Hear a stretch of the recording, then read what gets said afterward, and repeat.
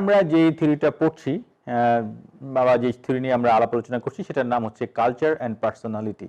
এটাকে বলা হচ্ছে ব্যক্তিত্ব ও সংস্কৃতি।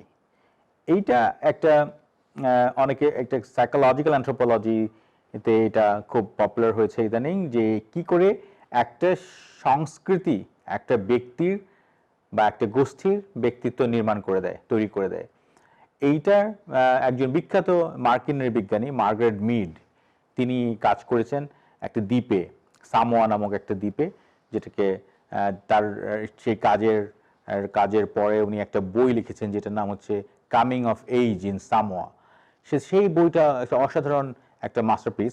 সেইখানে উনি দেখিয়েছেন যে কি করে এই যে কিশোরী মেয়েরা তাদের ব্যক্তিত্ব তৈরি হয় সেই সমাজের যে রীতিনীতি, আইন কানুন, সেই সমাজের যে বিধিনিষেধ, সেইগুলির মধ্য দিয়ে বেড়ে ওঠার কারণে কি করে তাদের ব্যক্তিত্বটা বিকশিত হয়, ব্যক্তিত্বটা তৈরি হয়।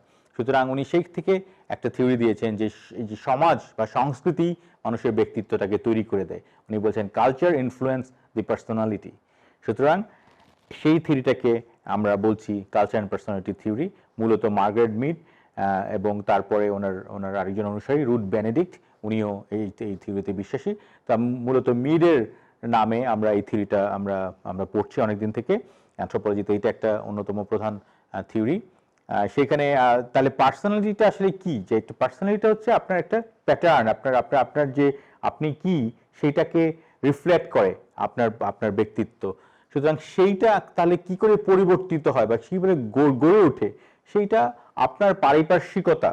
এটা কিন্তু একটা কমন সেন্স, অনেকে মনে করে যে হ্যাঁ সেটাই তো হওয়ার কথা, কিন্তু সেইটাকে যে থিওরি কিভাবে জেনারেট হয় সেইটাকে আপনার বিভিন্ন তত্ত্ব উপাত্ত দিয়ে বিভিন্ন জায়গায় আপনার কাজ করে প্রমাণ করা যে হ্যাঁ এইটাই ঘটেছে আসলে। সুতরাং এই মার্গারেট মিড কিন্তু সেটাই বারবার কাজ করে দেখিয়েছেন যে হ্যাঁ সমাজ বা সংস্কৃতি কি করে মানুষের ব্যক্তিত্বটা তৈরি করে দেয়। ইনি পার্টিকুলারলি সামোয়াতে বহুদিন ধরে কাজ করেছেন। সেখানে কাজ করে দেখিয়েছেন যে সামোয়ান সমাজে কি করে সমাজের বিভিন্ন রীতিনীতি, কলা কৌশল, বিভিন্ন বিধিনিষেধ মানুষ কিশোরীদের ব্যক্তিত্ব তৈরি করে দিচ্ছে। তো সেই থিওরিটাকে আমরা বলছি কালচার অ্যান্ড পার্সোনালিটি। এবং আমরা জানি যে প্রত্যেকটা সমাজেরই কিছু নর্মস থাকে এবং কিছু ভ্যালুস থাকে, কিছু আইডিয়াস থাকে, এবং সেই সমাজের মধ্য দিয়ে যে ব্যক্তিটা দিন যাপন করে, সেই সমাজের মধ্য দিয়ে যিনি বেড়ে ওঠেন, যার গ্রুমিংটা হয়, সেই সমাজের বিধিনিষেধের একটা প্রতিফলন হিসেবে উনি বেড়ে ওঠেন। ফলে সেইটাই হচ্ছে, সেইভাবেই তার পার্সোনালিটিটা তৈরি হয়ে ওঠে। সুতরাং আমরা দেখছি যে কি করে সমাজ একটা ব্যক্তির পার্সোনালিটি তৈরি করে।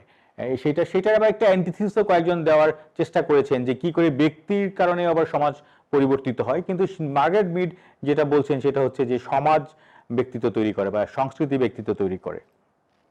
এই হচ্ছে মার্গারেট মিডের ছবি। উনি খুবই বিখ্যাত মার্কিন নৃবিজ্ঞানী ছিলেন। একসময় মার্গারেট মিডকে বলা হতো মাদার অফ আমেরিকান অ্যানথ্রোপোলজি। উনি সেখানে বিরাটভাবে কন্ট্রিবিউট করেছেন।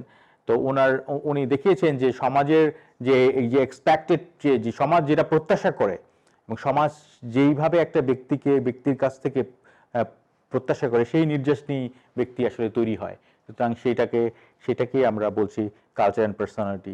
তো আমরা খুব সরলভাবে, খুব সাধারণভাবে আমরা এই থিওরিগুলি আজকে আলাপ করছি, কারণ এইগুলি হচ্ছে আমাদের প্রাথমিক থিওরি। নৃবিজ্ঞান যদি আপনার পড়তে হয় তাহলে আপনি যদি কালচার পার্সোনালিটি সম্পর্কে আপনার ধারণা না থাকে তাহলে সেই পড়া সম্পূর্ণ হবে না। সুতরাং আমরা আজকে দেখলাম কি করে মার্কিন নৃবিজ্ঞানী মার্গারেট মিড এবং রুথ বেনেডিক্ট তারা এইরকম একটা তত্ত্বের প্রপোজ করেছেন।